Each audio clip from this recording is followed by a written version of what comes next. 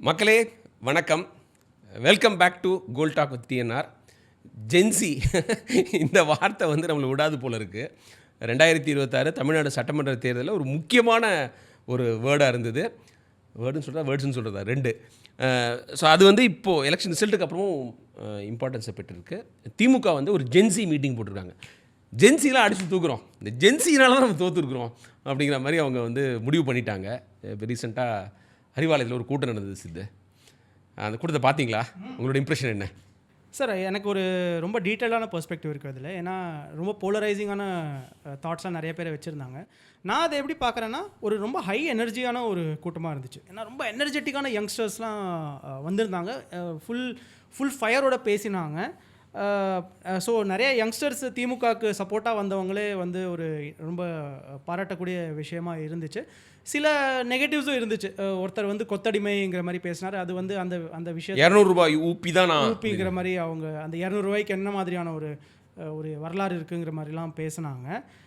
Sir, இது எப்படின்னா, இது லார்ஜ்லி நான் சொன்ன மாதிரி 2000ஸ்க்கு அப்புறம் பிறந்தவங்க வந்து ஒரு வெல் டு டூ பேக்ரவுண்ட்லேருந்து வந்திருக்காங்க. தட் இஸ் அந்த அதிமுகவுடைய சோஷியல் ஜஸ்டிஸ் பாலிட்டிக்ஸில் பயனடைஞ்ச பேரண்ட்ஸோடைய பசங்க, ஃபஸ்ட் ஜெனரேஷன் செகண்ட் ஜெனரேஷனில் ஒரு நல்ல ஒரு வசதியோடு இருக்கிறவங்க. ஆனால் இன்னும் திமுகவுடைய ஒரு அஃபினிட்டி இருக்கிற யங்ஸ்டர்ஸ் வந்து அவங்க தான் நிறையா வந்திருப்பாங்கங்கிற மாதிரி எனக்கு ஒரு யூகம் இருக்குது. ஸோ இவங்க எப்படி பார்க்குறாங்கன்னா, நம்ம வந்து பொலிட்டிக்கல் ஸ்பேஸில் வந்து ஒரு நல்ல டக்கர் கொடுக்கணும் டிவிகேக்கு.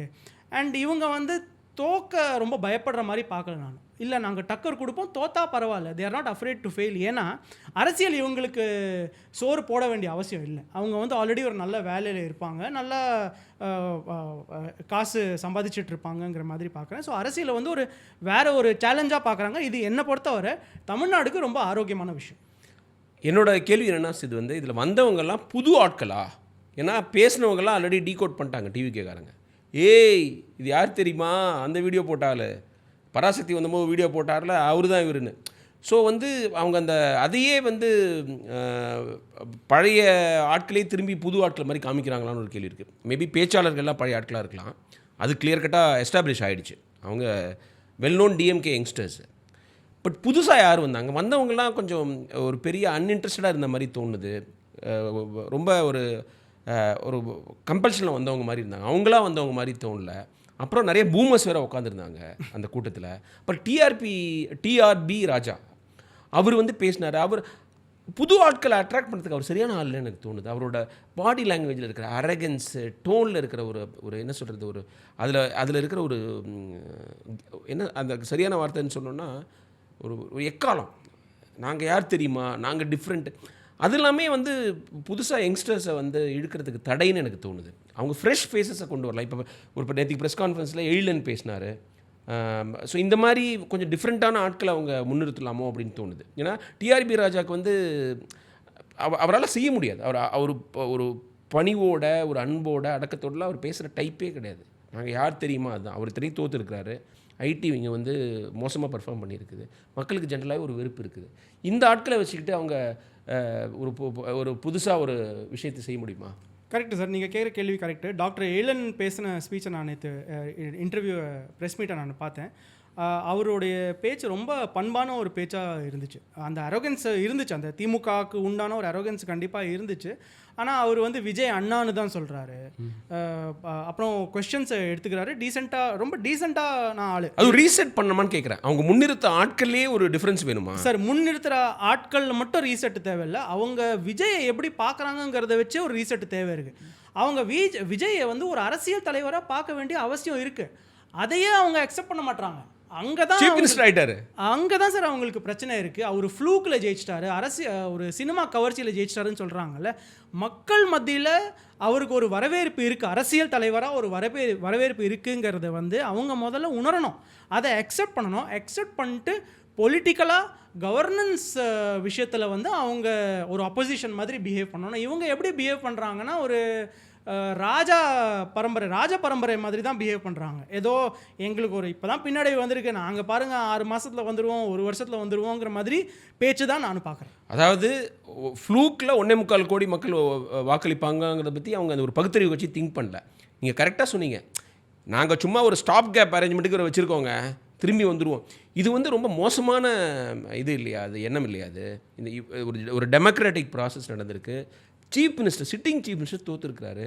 ஒரு மினிஸ்டர் ஒரு ஓட்டில் ஜெயிச்சிருக்காரு. ஒரு ஃபேர் ப்ராசஸில் விஜய் வந்திருக்கிறாரு. இவ்வளோ முதல் எலெக்ஷனில் இன்ஃப்ராஸ்ட்ரக்சர் இல்லாமல் கேம்பெயின் பண்ணாமல் ஒரு வாக்கள் வாங்கியிருக்காரு. அதையே இவங்க வந்து அண்டர் வேல்யூ பண்ணுறது, ஃப்ளூக்குன்னு சொல்கிறது அப்படிங்கிறது அவங்க தலையிலே அவங்க மண்ணவாரி போட்டுக்கிற மாதிரி தானே. அப்சல்யூட்லி. அவங்க இதை எப்போ அக்செப்ட் பண்ணுறாங்களோ அப்போ தான் அவங்களால முன்னோக்கி போக முடியும், முன்னோக்கி பார்க்க முடியும். அது திமுகவில் இருக்கிற தலைவர்கள், எக்ஸ்பீரியன்ஸ்டான தலைவர்கள் ஆல்ரெடி உணர ஆரம்பிச்சிட்டாங்க. அவங்க வந்து மற்ற சில ஜேர்னலிஸ்ட்கிட்டயோ இல்லை எக்ஸ்பர்ட்ஸ்கிட்டயோ பேசுகிறாங்க, நம்மக்கிட்டேயும் பேசியிருக்காங்க. திமுக உள்ளே நடக்கிறது வந்து சரியான விஷயம் இல்லை, நம்ம வந்து ஒரு சாலிடான ஒரு ஆப்போசிஷனை வைக்கணும்னா அவரை முதல்ல நம்ம அக்செப்ட் பண்ணணும். வேறு மாதிரியான ஒரு கட்டமைப்பை உண்டாக்குற நெசசிட்டி இருக்குங்கிற மாதிரி அவங்க பார்க்குறாங்க. இது வந்து எலெக்ஷனுக்கு முன்னாடி நீங்கள் விஜய் பேரை சொல்லாமல் இருந்தது ஓகே, அவர் சொல்லலைங்கிறதுக்காக நீங்கள் பதிலடின்னு எடுத்துக்கலாம். நாங்கள் ஒரு சீரியஸாக எடுத்துக்கலாம். ஏடிஎம்கே தான் எங்களோட ரைவல்னு இப்போ கிளியர் கட்டாக எஸ்டாப்ளிஷ் ஆகிடுச்சு. அவர் தான் உங்களுடைய மெயின் ரைவல்னு. அவர் chief minister of the state.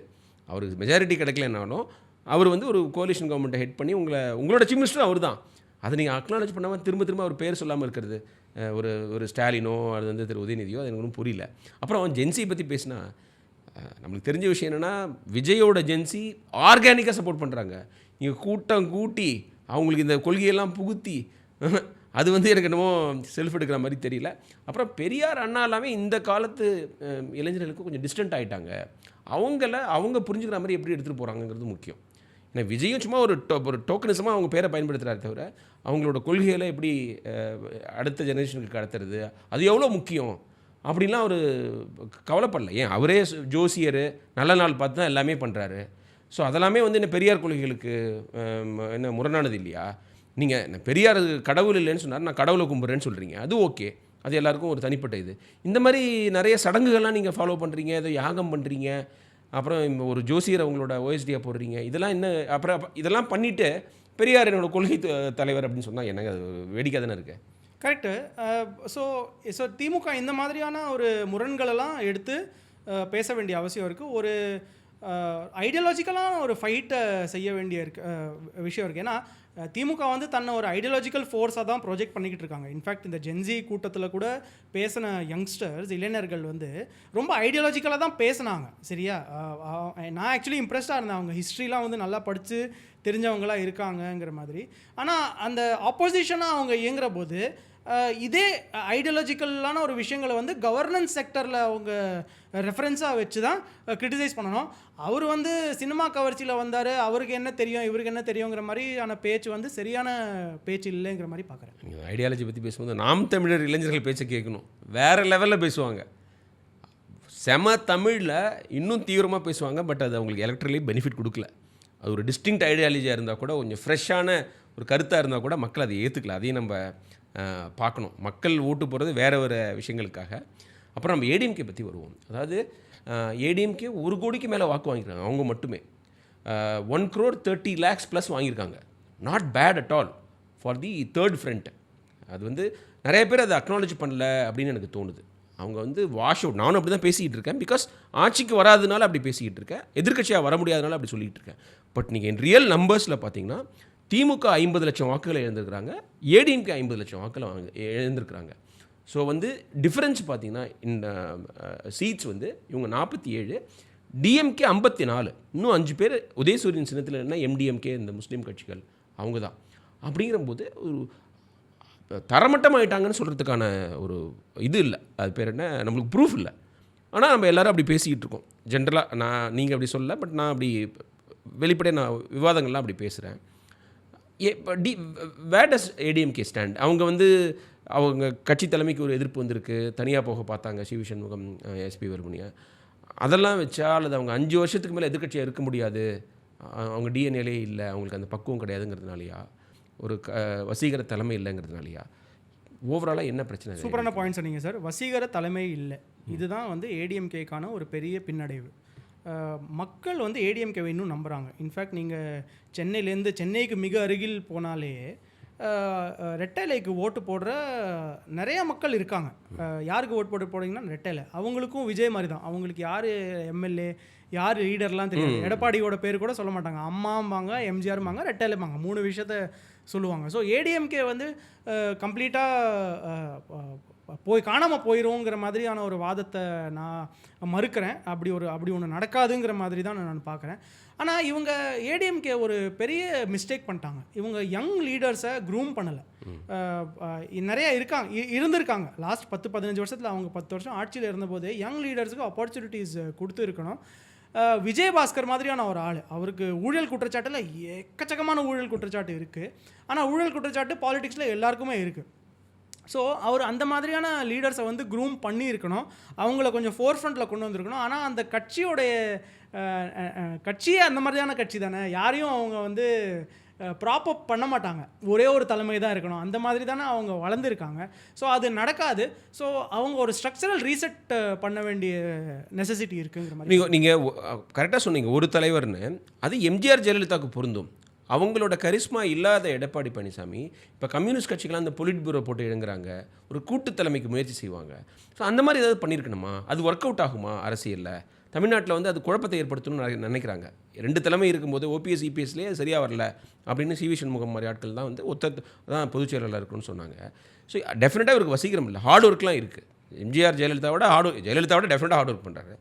But வந்து இது ஒர்க் அவுட் ஆகுங்கும் போது அது வேறு ஏதாவது ஒரு டைரெக்ஷனில் போகணுமா? சார், வசீகரத்தன்மை இல்லைன்னா ஓகே, அவர் ஹார்ட் ஒர்க் பண்ணுறாரு, வசீகரத்தன்மை இல்லைன்னு நம்ம சொல்கிறோம். நான் என்ன சொல்கிறேன்னா, லாஸ்ட் 15 வருஷத்தில் யங் லீடர்ஸ்க்கு இன்னும் கொஞ்சம் டீசென்ட்ரலைஸ் பண்ணி விட்டுருக்கணும். கொஞ்சம் பவரை வந்து அவங்க இன்னும் கொஞ்சம் அந்த மாதிரி கொடுத்துருக்கணும், ப்ராப்பப் பண்ணியிருக்கணும். அவருடைய பையனாக வேறு, அவரோட பையன் இன்றைக்கி நான் அவருடைய ஃபோட்டோவை பார்த்ததே கிடையாது. அவர் வந்து ஏடிஎம்கேல ஒரு பெரிய ஆளுங்கிற மாதிரி சொல்கிறாங்க. நான் அவருடைய ஃபோட்டோவை பார்த்ததே கிடையாது. அதே மாதிரி எஸ்பி வேலுமணியோடைய நெஃப்யூஸு பசங்க எல்லாமே இருக்காங்க, எல்லாருமே கட்சியில் இருக்காங்கன்னு சொல்கிறாங்க. நான் அவங்களுடைய ஃபேஸை பார்த்ததே கிடையாது.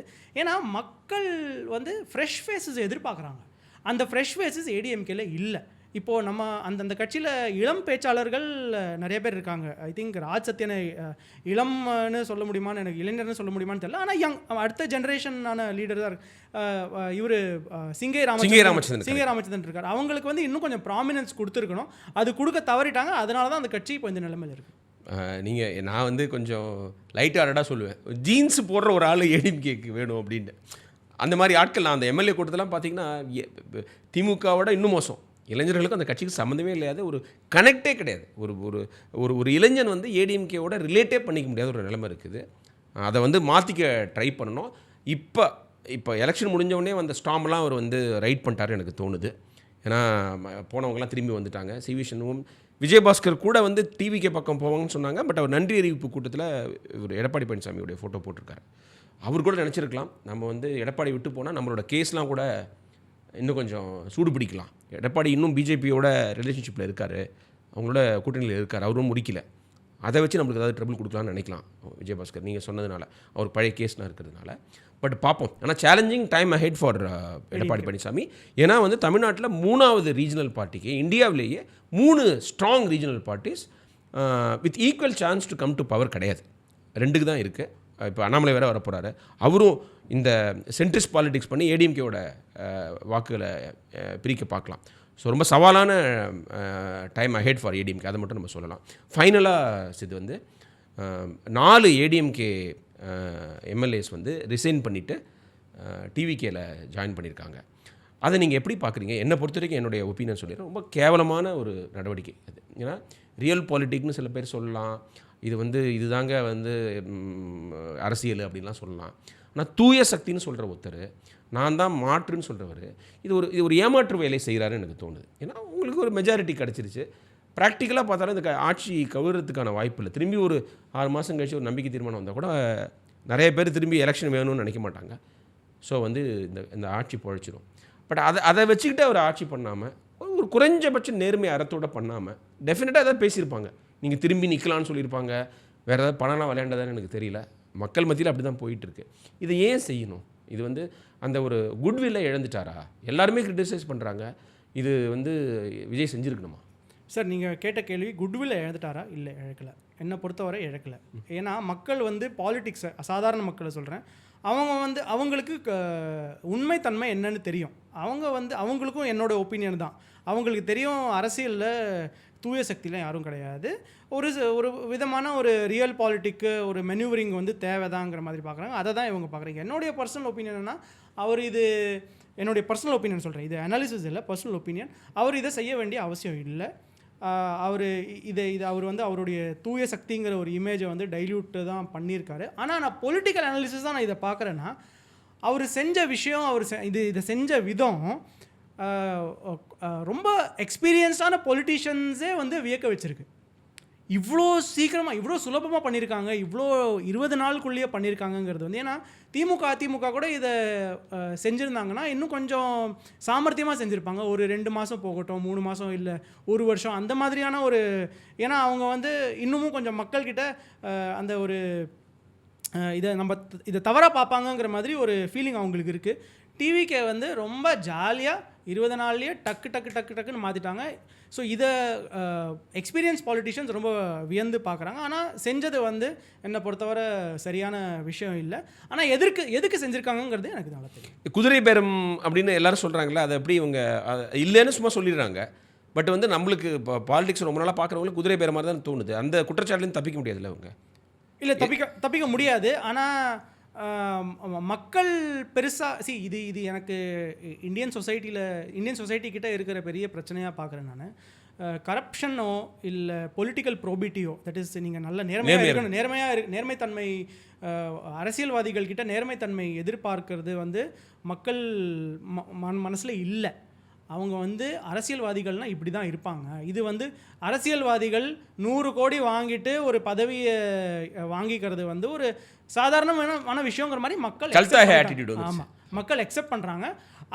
அந்த ஒரு தாட் ப்ராசஸோடைய பிரதிபலிப்பாக தான் நான் இதை பார்க்குறேன். ஓகே, நான் வந்து அதுலேயும் கூட நாங்கள் வந்து இப்போ வேலுமணியை, விஜயபாஸ்கரை கூப்பிட்டு வரல, இந்த மாதிரி அமைச்சர்களாக இல்லாத, ஊழல் குற்றச்சாட்டு இல்லாத ஆட்களை கூப்பிட்டு வந்திருக்கோம் அப்படின்னு இவங்க பேசலாம். அப்புறம் இன்னொரு எக்ஸ்கியூஸ் வந்து, இப்போ கம்யூனிஸ்ட் கட்சிகள்லாம் ஒவ்வொரு நாளும் ஒரு பிரச்சனையை பற்றி பேசுகிறாங்க. இந்த வள்ளுவருக்கு காவி உடை அணிவிச்சது, தமிழ்த்தாய் வாழ்த்ததெல்லாம் பற்றி அதிகமாக பேச மாட்டாங்க. இந்த மாதிரி நேஷ்னலிசம், இந்த மாதிரி மொழி விஷயத்தில் கம்யூனிஸ்ட் கொஞ்சம் அடக்கி தான் வச்சுப்பாங்க. அதுக்கும் பேசுகிறாங்க. இப்போ திருமாவளவன் ஆட்சியில் பங்கு பெற்றாலும் இந்த விஷயங்கள்லாம் பேசலாம். அவங்களுக்கு ஒரு செக் மாதிரி, நீங்கள் இல்லைனா கூட எங்கள் கவர்மெண்ட் தப்பிச்சிடும். அஃப்கோர்ஸ் அந்த காலியான இடங்கள்லாம் இவங்க ஜெயிக்கணும். இப்போ கொஞ்சம் அவங்களுக்கு ஒரு டெய்ல்விண்ட் இருக்குது, நம்மளுக்கு ஒரு மொமெண்டம் இருக்குது, ஜெயிச்சிடலாம்னு நினைக்கலாம். ஸோ அப்படி கூட ஒரு மெசேஜ் இல்லை. நான் உங்களோட நேற்று கூட அவங்களுக்கு தேங்க் பண்ணார், நேம் பண்ணாமல் தேங்க் பண்ணார் ஆதரவு அளித்த இயக்கங்களுக்கு. நீங்கள் இன்கேஸ் ரொம்ப ட்ரபிள் கொடுத்தீங்க, குடைச்சல் கொடுத்துட்டீங்க, எனக்கு எவ்ரிடே கவர்னன்ஸுக்கே பிரச்சனை ஏற்படுத்தினீங்கன்னா, நான் வந்து உங்களை விட்டுட்டு இவங்களோட சப்போர்ட்டோட கூட நடத்திடுவேன்னு அப்படி ஒரு மெசேஜாக எடுத்துக்கலாமா? கண்டிப்பாக. இது வந்து அதான் சொல்கிறேன்ல, அவங்களுடைய அரசியல் சாமர்த்தியம் வந்து எக்ஸ்பீரியன்ஸ் பாலிட்டிஷியன்ஸே ரொம்ப வியக்க வச்சுருக்கு. ஏன்னா ரொம்ப ரொம்ப ரொம்ப ஸ்மூத்தாக பண்ணுறாங்க.